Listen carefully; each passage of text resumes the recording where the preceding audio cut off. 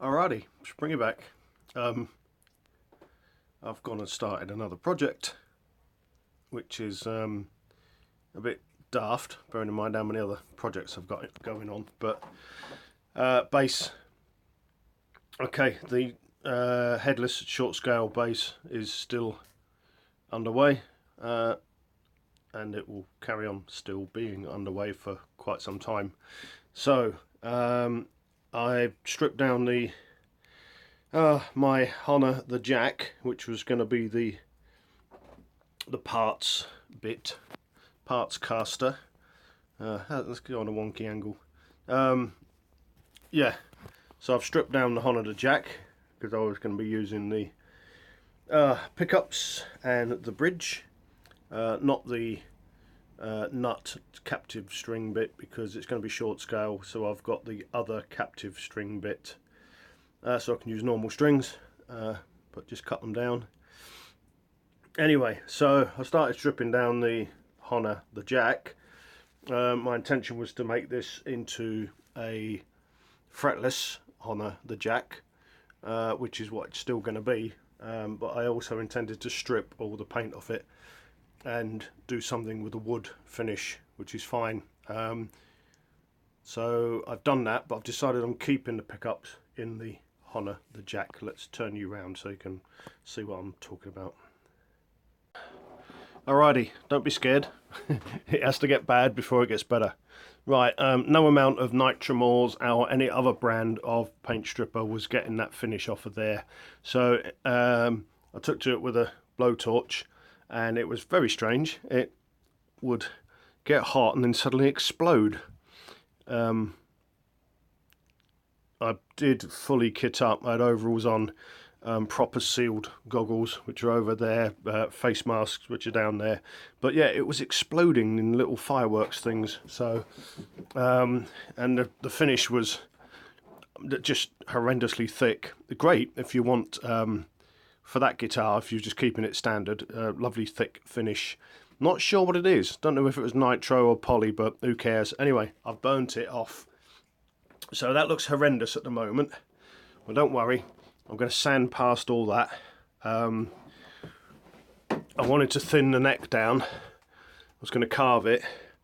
But to be honest, now that I've taken, probably, if you've taken both sides into consideration, probably nearly 2 millimeters of finish, probably 1 millimeter of finish all the way round, and it already feels loads thinner. So by the time I've sanded it all lovely, once I get rid of all these frets, anyway, so yeah, here's the horrible yucky stage, but I will be sanding past all of that. The center block, which you can't see, the through bit, has got a lot of red in it, so I don't know what the center block is. I thought it was maple, but it just looks like pine to me, but who knows. But the centerpiece, the neck, is quite red, so that's exciting, because I want to give this just like a multi coats of oil finish. Perhaps I'll probably go and stain it, knowing me, rainbow colours. But yeah, and sewer, as they say. Yeah, so I'm keeping the pickups for this one, and obviously I'll be keeping the original top, because I should be able to get double ball end flat wound strings, as it's going to be fretless. Let me go sit down again, grab me coffee. Keeping the pickups, I've just ordered a pickup for the short scale headless one we're building. I've decided to go with my original for a change. I've changed my mind again for a change, and I've ordered a single humbucker for it, which I'll show you when it comes. But it's I've just taken a punt on it. It's a single humbucker. It's sort of Music Man Stingray styly, but it's overwound. It's 14.9 kilo ohms resistance, which means it's going to be ridiculously hot.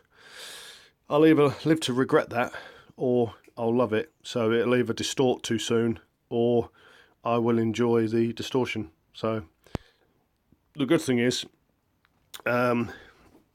Sam's only going to have to route out one pickup cavity for it, and I'm not having any controls. It'll just be pick up straight to an output jack. So this is going to be part one of Fretless. Let's just call it Fretless bass. Yeah, sorry, bridge. Not sure now. Not sure what to do. I'm thinking I might want to keep the Steinberger bridge on this, and maybe go with top bullet loader bridge jobbies on the new build, or put the Steinberger bridge on the new build and get one of those cheapo Overlord of Music Steinberger copy ones, or keep the Steinberger bridge on this with the pickups and the top bit, and get a cheap Steinberger copy one for the new build, and then change it later if all goes well. I'm sort of leaning towards, if I can make this pretty enough, maybe keeping the bits on this that were on it, apart from the controls, because I can't be asked with getting into all them electrics. I quite like the sound of that and that straight to the output jack, which then leads me to what am I going to do with these holes. I've got to somehow disguise them and fill them up. I thought about cutting a cavity out, but then I've got to make the output jack lives in there. So yeah, I've got to somehow hide these holes, which probably is going to involve dowels and glue, but they're going to be different colours. They come out different, so we'll have to see. Not sure what to do with them. Or I'll drill a load of holes more, drill millions of holes in it, lighten it, and just have it with, but then there's a back plate, so that doesn't work. Anyway, waffleage over. I'm going to dry this and then start sanding it with various different implements. So catch you in a bit, or next time. I've been springy, or I am still springy in a minute. Peace and love. Okay, well, I've made a start. At the moment I'm just grinding through all of the burn with a big belt sander with coarse on it. Bit drastic, but lots of other tools will be used to get it finer. I'm actually using it to carve as well. I'm actually carving away some of this area. Anyway, I'll go over it and just get it down to the past the burnt colour to start with. Okay, well, this is just the really boring bit. I've taken out most of the burnt stuff with me that red orange belt sander, which is quite aggressive, and now I'm going, and I've also shaped it a bit with that. What I'm doing is I'm taking out, it was sort of like flat radius. Well, I'm trying to do away with any of the flats, make it pretty much all curved. If you can see there, this is where I've gone in with the belt sander and chunked it. So I'm just carving past that now with my detail sander, 60 grit, 80 grit, 120 grit. When I've got it all down to where I want it, I'll then take the frets out, get some